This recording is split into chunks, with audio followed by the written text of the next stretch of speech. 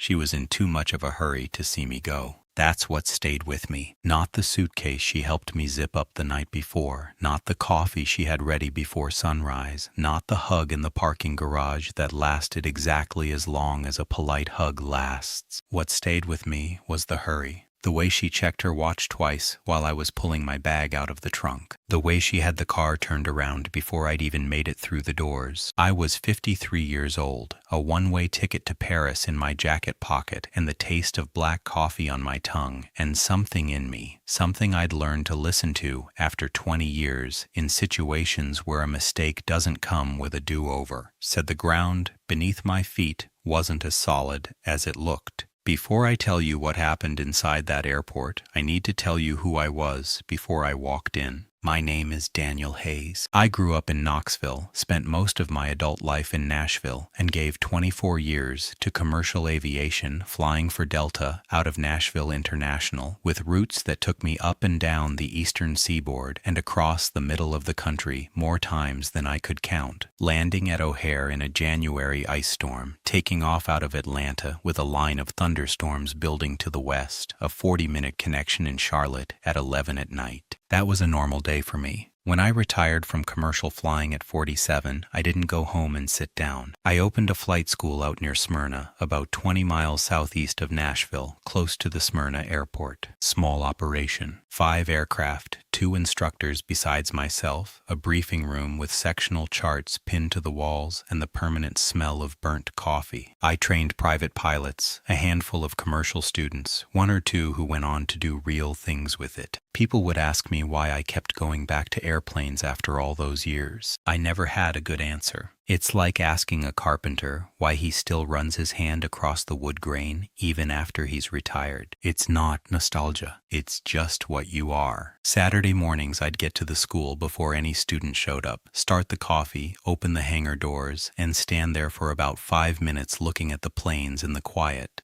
not doing anything, just looking. That, for anybody who knows me, says more about who I am than anything I could put into words. I met Karen Whitfield at a 4th of July party in Brentwood 16 years ago. She wasn't there with anyone I knew. She was a colleague of the host's wife, a finance director at a private hospital group out of Franklin. She was standing near the back porch in a blue sundress, drinking sparkling water while everybody else was working through a cooler of Michelob, and when I asked her why she wasn't drinking, she said, "Because I have a board presentation tomorrow morning, and I don't walk into board presentations without a full night of sleep." She was 33 years old and already running the financial operations of a regional hospital network. I was 37, and I remember thinking I'd never seen anyone that certain of themselves at a backyard party. We got married 2 years later. Rented a place in Green Hills for a few years, then bought a house in the Lipscomb neighborhood, South Nashville, with a backyard, 3 bedrooms, and a 2-car garage where I kept a few boxes of paperwork from the school. We had 2 kids, Tyler, who's 13 now, and Lily, who's 10. In the early years, we had a habit of eating breakfast together every single morning. She'd be up before me, the TV already on the news at low volume, and when I came downstairs, the coffee was ready. It wasn't romantic in any movie sense.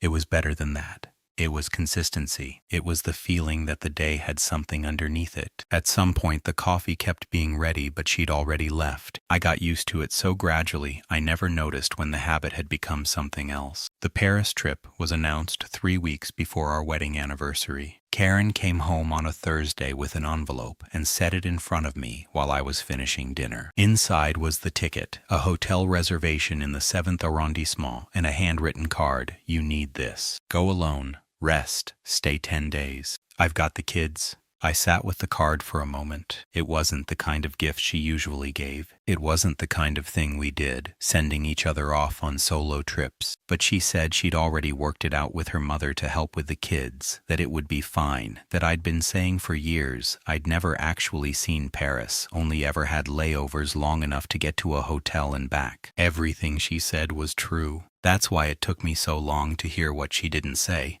I said yes. started getting ready. And on the morning of the trip, when she was in too much of a hurry to see me go, I was still trying to believe it was just her schedule. If you've ever been in a moment like that, where something inside you already knows, but your mind is still working out a deal with itself, you know exactly what I'm describing. Before I go any further, if this story has landed somewhere in you, subscribe to the channel. These stories exist for the people who need to hear them, not as entertainment, but as something to hold on to. Hit the like button, leave a comment. Now come back with me to Nashville International, a Tuesday morning in November, 6:45. Nashville International isn't a small airport, but it's not O'Hare either. Anyone who's flown through BNA knows it has a particular feel. It moves fast. It's got that mix of country music tourists and business travelers and families heading to see somebody for the holidays. You walk in, check your bag, clear security, and you're practically at the gate. I'd made that walk hundreds of times. As a pilot, as a passenger, as an instructor picking up a student coming in from somewhere else. I knew that terminal the way you know your own house. Which is why I noticed when something was off. It wasn't anything big. It was the way a man was standing. He was near the check-in counter in the uniform of the airport operations contractor, and when he saw me, something in his face changed. Not surprise. Recognition. And alongside the recognition, something I took a few seconds to place as relief. He came toward me before I got to the counter. "Mr. Hayes." I looked at him. 40, maybe. Familiar face, but I couldn't put a name to it yet. "That's me," I said. He glanced around, dropped his voice. "You're not going to like what I have to show you, but I need you to come with me before you check in. I'm slow to trust people I don't know well. Any pilot with enough hours develops that. It's not paranoia, it's calibration. You learn to tell the difference between real urgency and performed urgency. You learn to read the body before you hear the words. What I saw in this man was real urgency. "Who are you?" I said. "Kevin Sutter. You trained me back in 2019. Private pilot certificate. I flew with you for almost a year." And there it was. Kevin Sutter. Son of a mechanic out of Murfreesboro who'd shown up at the school at 22 with a focus I didn't see often in new students. He'd moved on after getting his certificate, and I'd lost track of him. I hadn't known he was working at the airport. "What is it?" I said. He didn't answer with words. He reached into the chest pocket of his uniform jacket and pulled out a sealed envelope, held it in both hands, and extended it to me with a gravity that made me stop breathing for just a second. "Your wife left this here yesterday afternoon. She was in that coffee place over there with a man I didn't recognize, then left in a hurry. When I went to wipe down the table, it was on the floor under her chair. I opened it because I needed to identify it so I could return it." He paused.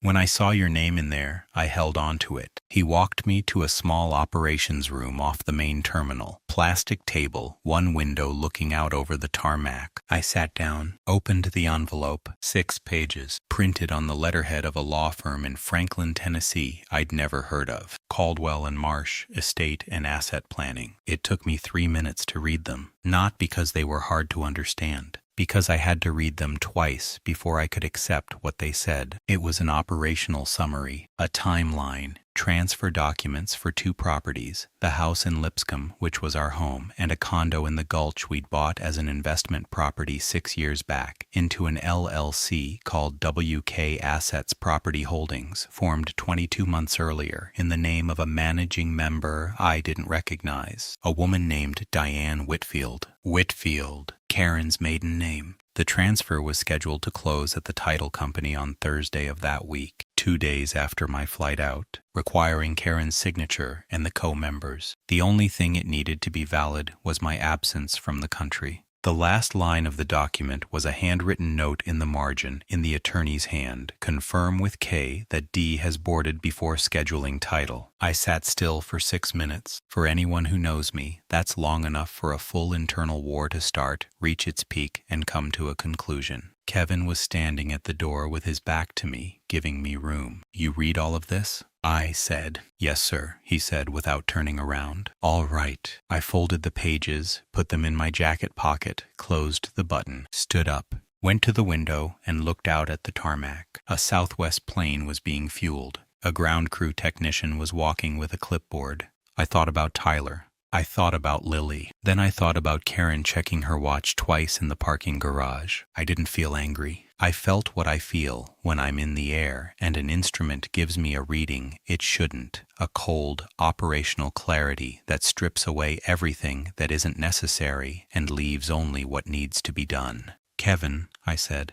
Yes, sir. Can you make a copy of this before I leave? Already did, he said. When I saw it was you, I made 3. I walked out of the airport at 7:20 in the morning. I hadn't boarded. I called Karen's number twice. Both went to voicemail. I didn't leave a message. I'd taken an Uber to the airport, so I called another one and stood in the pickup lane while I waited, looking back at the terminal. That building I knew by heart, that I'd walked through more times than I could count, that smelled like airport coffee and jet exhaust. Sometimes the most familiar places are where you get the strangest news. The Uber arrived. I got in. The driver asked if I was heading home. No, I said. I'll send you an address. I sent him the address for Walt Greer. Walt lived 3 streets over from my house and had for going on 13 years. He was 69, a widower since his wife passed 4 years back, with the kind of permanently grease-stained hands that come from decades of working with things that are real. He'd spent 32 years in commercial real estate, development, brokerage, title work, appraisal, the whole chain. Retired, bought the house near mine, put in a vegetable garden out back, and became the person I saw more regularly than anyone I'd call a close friend. We weren't the kind of neighbors who visited each other often. We were the kind who knew the other one was there. Twice a week, when I'd get back from the school in the late afternoon, he'd be out front doing something in the yard, and I'd stop for 10 minutes, leaning against the low fence between our properties. He never asked how my day had gone. I never asked his.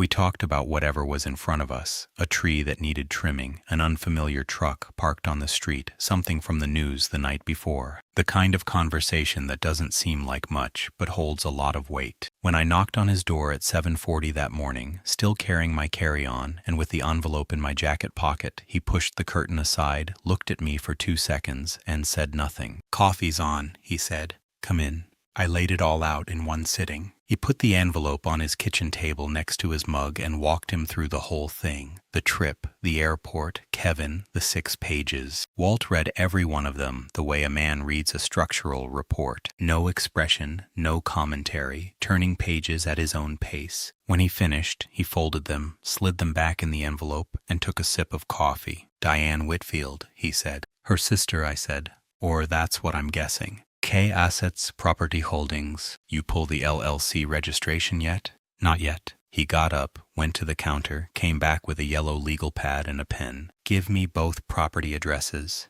I gave them to him. He wrote them down. "Daniel." He stopped writing and looked at me. "You have the original closing documents on both?" "I do. At the house, in a filing box in the garage." "That box still there?" I paused. "I need to check," I said. "You do," he said. "Today." We sat quiet for a moment. Outside, a car went by slow. The neighbor across the street was rolling his trash bin to the curb. "You know what she was doing," I said. It wasn't really a question. It was out loud. "I know what this document says," Walt answered. "What she was doing is a conclusion you draw after you have the paperwork in front of you. Not before." That was the right thing to say. Not the answer, the direction. He didn't hand me the path. He showed me where the ground was solid enough to step. "What do I do right now?" I said. He tapped his finger on the table once. "First, you didn't board. That means she's going to know that today, sooner or later. You've got until she finds out to get your documents organized." "How long do I have?" "She'll check the flight manifest, or she'll call the hotel to confirm the check-in. When neither comes through, she'll put it together." "How long, Walt?" He looked at the clock on the microwave. "If the flight left at 8:30 and she's the type who lets things play out before she checks, you've got until midday. Maybe early afternoon if you're lucky." I set down my mug. "Then let's get to work." The filing box was in the garage. I got to the house at 8:10. Karen wasn't there, already at the hospital, most likely, or somewhere I didn't know about. The kids were at school. The house had the particular quiet of a place with only one person in it. I went straight to the garage. The box was where I'd left it, on a metal shelf in the back, behind a toolbox and an old router I'd never thrown out. I carried it to the kitchen table and opened it. Original closing documents on both properties. Deeds. The mortgage paperwork, paid off, on the house. County recorder filings showing title on both addresses. I pulled everything out, photographed each page with my phone, 3 shots each, in good light. Then I sat down and did something I hadn't done in months. I went looking for the login to the joint checking account Karen and I kept together. I never touched that account. Karen handled the household finances. She was the CFO of a hospital network. Inbur, Siginwar,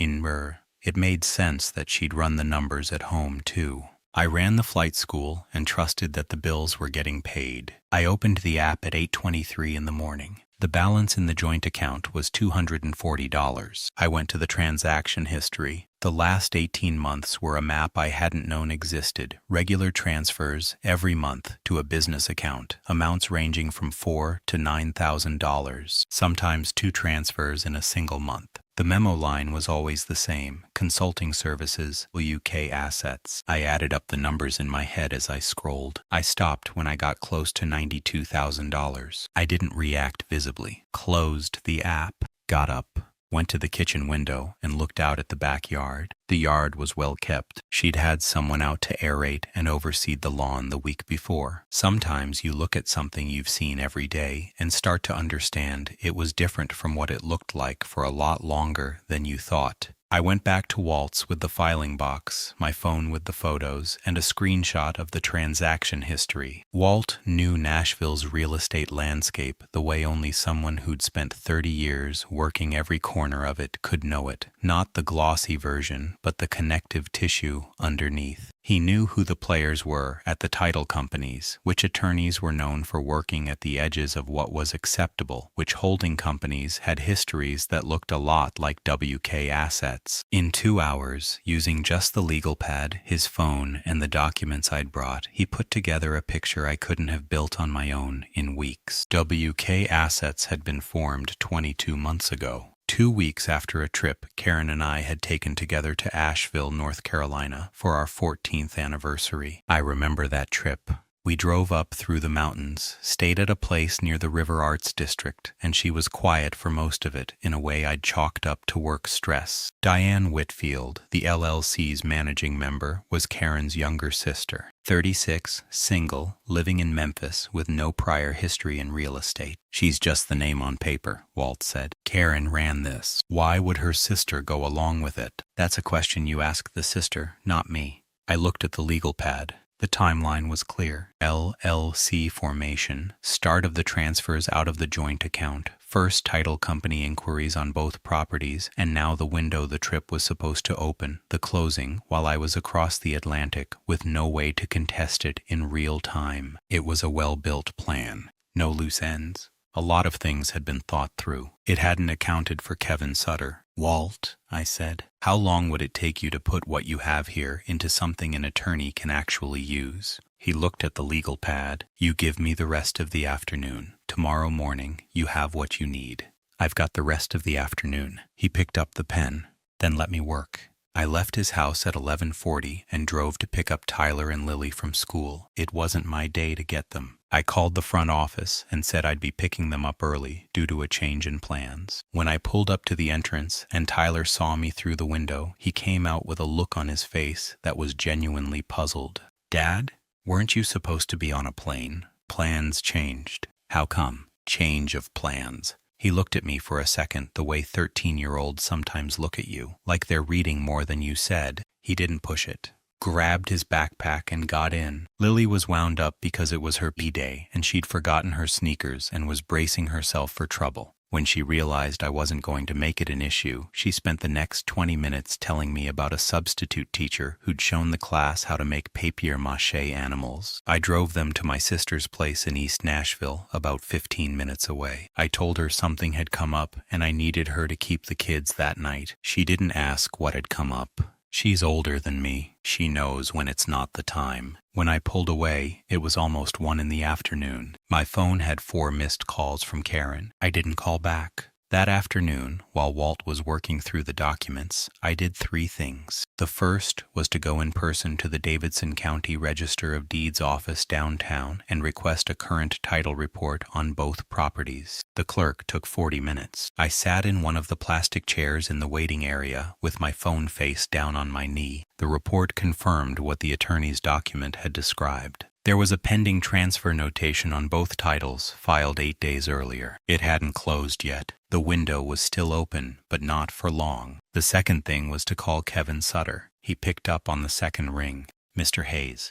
Kevin, the other 2 copies you said you made, you still have them? Yes, sir. At home. Keep them somewhere safe. Don't mention any of this to anyone at work. No texts about it. Nothing. You understand? Yes, sir. Why did you help me? I asked. I needed to hear it. He was quiet for a moment. In 2019, you passed me on my check ride after I blew the short field landing approach. Any other instructor would have failed me right there. You gave me another attempt and told me the error was correctable, that washing out a solid student over a pressure mistake was a waste of good material. I waited. You remember saying that? I remember everything you said that day, he said. You taught me to fly. I wasn't going to stand there and watch someone do this to you. The third thing I did that afternoon was sit on a bench outside Centennial Park for 40 minutes without my phone in my hand, watching a few older men throwing a frisbee badly and not caring. I didn't cry. I wasn't coming apart. I was doing what any pilot does when the instruments give him something unexpected, recalculating. Only this time I wasn't in the air. I was on the ground. And the ground, I understood now, had been quietly moving out from under me for longer than I'd realized. The next morning, at 8 o'clock, I was sitting across from Pam Whitaker, a family law attorney in Brentwood, who'd been recommended by a friend who'd gone through a divorce 2 years earlier and described her as the person you want in your corner when the other side already has someone working. I brought everything. The original envelope from the airport, Kevin's copies, the photos of the closing documents, the screenshot of the transaction history, the title report, and Walt's legal pad notes, which I'd typed up and printed the night before. She read in silence with the kind of focused attention you recognize in people who are genuinely good at what they do. When she finished, she closed the folder, set both hands on top of it, and looked at me. You didn't board, she said. No. And she doesn't know you have this. I don't know what she knows. She called me 4 times yesterday. I didn't pick up. Pam made a short note on her legal pad. The attorney's document is a gift, she said. With what you have here, we can challenge every transfer out of the joint account, file an injunction to freeze any title movement on both properties, and open a claim for dissipation of marital assets. How long does that take? The injunction I can file today. The title company will be on notice by end of week. I looked at her. How long had she been planning this? Pam pointed to the timeline Walt had built. Based on the transfer history, at least 22 months. But the fact that she formed the LLC 2 weeks after your anniversary trip. She paused. That suggests the trigger was earlier. She'd been thinking about this before that. I didn't say anything. Daniel, she said, you okay to keep going? I'm fine. Then walk me through everything you know about the household finances for the last 3 years. And I did. While the injunction was being processed, Karen called 6 more times. On the 10th call, late Wednesday afternoon, I picked up. Daniel. Her voice was level. No urgency, no tears. The voice of someone trying to assess the situation before tipping her hand. You didn't board. No. Silence. Why not? Change of plans. Another silence. Longer. When are you coming home? I looked out the windshield of my truck, parked on the street in front of Pam's office building. A woman was walking a golden retriever. A delivery driver was double parked across the street. I'm not sure yet, I said. She took 1 breath. Just 1. We need to talk. We do, I said. But not today. I hung up, not in anger. With the specific tiredness of someone who has just confirmed what he already expected to confirm. Thursday morning, the day the closing had been scheduled, Karen got the notice from the title company. I wasn't there when it arrived. I was at the flight school, opening the hangar, making coffee. A new student was coming at 9. Life has that strange quality of continuing to ask things of you, even when you're in the middle of something that hasn't finished. Pam called me at 10:22. The title company declined the appointment. The pending transfer notation has been removed from both titles. Notice went to Karen and to Diane Whitfield. All right. Her attorney was notified as well. Caldwell, from Caldwell and Marsh. He'll be calling me today. What about the account transfers? The dissipation claim is filed. Takes a little longer, but the bank has been put on notice. I stood there with the phone to my ear, watching the new student doing his pre-flight walk around, going methodically around the plane with the checklist the way I'd shown him in the lesson before. Pam, I said, thank you. I'm doing what needs to be done, she said. But you're the one who didn't get on that plane. That part was all you. The confrontation didn't happen the way these things usually get told. No doors slammed, no shouting, no long speeches from either side. It happened the following Saturday at the house. She'd been staying there while I was at my sister's. I went back to get a few things, and she was in the kitchen. She was standing near the island when I walked in. She didn't move. She looked at me for a long time without saying anything. Then she said, "How did you find out?" I didn't answer. "The envelope," she said, more to herself than to me. Not a question. The calculation running in real time. Someone at the airport. I still didn't answer. She took a slow breath, looked to the side, looked up, looked back at me. "You've spent your whole life teaching other people to fly," she said. "You never stopped to see that I was the only thing keeping you grounded." I looked at her for a few seconds, got what I needed from the garage, came back through the kitchen, picked up my truck keys from the counter. "You knew my signature," I said. "You never knew me." I walked out through the back door. 3 months later, I was in a 2-bedroom apartment in the Germantown neighborhood, about a mile from downtown Nashville, with a dining table that seated 6. I'd bought it that size because Tyler and Lily came every Friday and stayed through Sunday. The apartment smelled like fresh paint the first few weeks. Then it started smelling like coffee and the cedar soap I kept by the kitchen sink. Then it developed its own smell. Theindanwer, indamwer, nai, indaur. The thing that happens when a place actually starts being a home. Saturday mornings, I'd wake up before the kids and sit out on the small balcony with my coffee, watching the neighborhood come to life. I didn't have to be at the flight school until 9. I had 30 or 40 minutes that were just mine, in the quiet, with the coffee going cold in the mug. It wasn't an easier life. It was an honest one. Tyler had figured out that I knew more about aviation than he'd previously understood and started asking me technical questions that surprised me with their depth. Lily had decided the apartment needed plants and that she was in charge of that, showing up with something in a small pot almost every visit. I let her. On a Friday evening in February, Walt called me. "You free for dinner tonight?"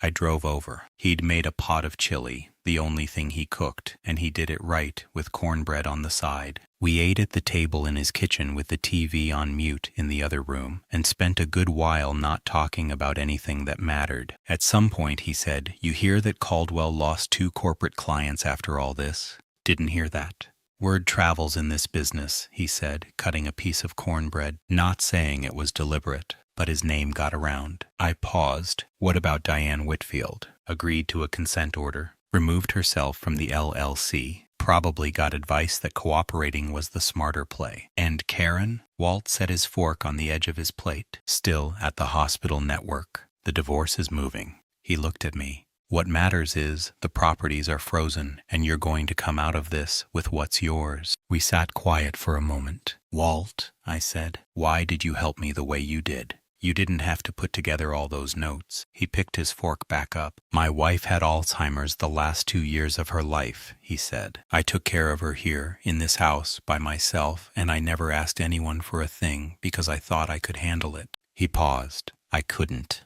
I suffered a lot more than I needed to, and I was too stubborn to accept what people were offering." I looked at him. "When you showed up at my door that morning with that folder and that envelope and asked for help," he said, "you didn't realize you were giving me something too." I didn't say anything. "More chili?" he asked. "Yeah," I said. "I want to say something to you now. Not as a character in this story, as someone who actually lived it and wants to be straight with you about what it taught me. For a long time I built my identity around what I did. Pilot. instructor, provider, husband. Each one of those words was a role, and I played every one of them seriously. I believed, for a long time, that being good at those roles was enough, that the people around me would recognize the value of what I was doing, and that would be sufficient. What I didn't understand, not until that morning at the airport, not until Kevin handed me that envelope, is that people who stay because of the role you play will leave when the role changes. When you retire, when the business goes bad, when you get sick, when the money dries up, they stay for what you represent, not for who you are. The people who stay for who you are look different. They're harder to recognize because they don't stay for any obvious reason. Kevin Sutter had nothing to gain by helping me that morning. Walt Greer had no obligation to spend an afternoon building a paper trail for a neighbor. My sister didn't ask me a single question when I showed up at her door with 2 kids and a problem. Those connections weren't built the day I needed them. They were built over years of small things, a check ride, an afternoon leaning on a fence, a steady, unremarkable presence. And when the floor gave out, those were exactly the things that held me up. It's not a pretty lesson. It's not the kind of thing you put on a wall, but it's true.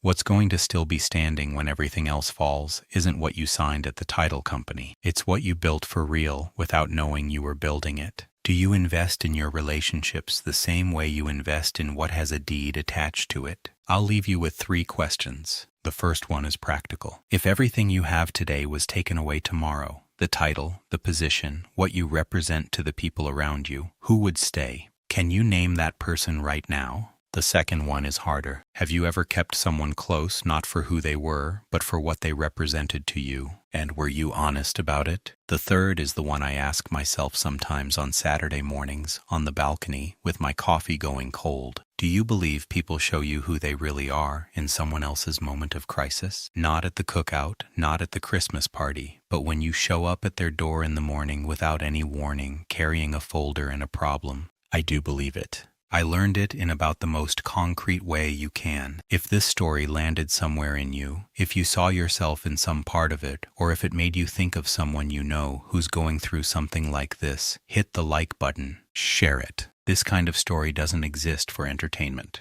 It exists for the person who needs to hear that it's possible to come out the other side still standing. Subscribe to the channel. Every week there's a new story, and every one of them is about the same thing. What a man does when the floor gives out, and what he finds out he still has when he stops trying to hold on to what's already gone. Leave a comment below. Tell me if you've been through something like this. Tell me what you would have done in his place, or just tell me what you felt. Until next time.